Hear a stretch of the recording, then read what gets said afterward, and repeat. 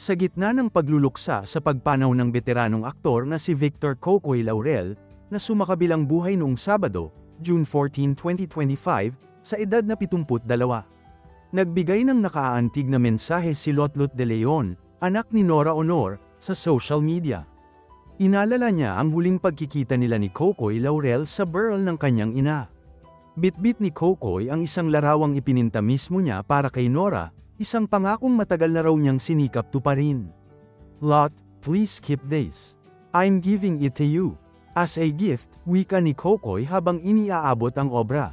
Para kay Lotlot, ang naturang pinta ay sumasagisag sa malalim at panghabambuhay na pagkakaibigan at pagmamahal ni Cocoy sa kanyang mommy Guy, isang pamanang mananatili sa kanilang alaala.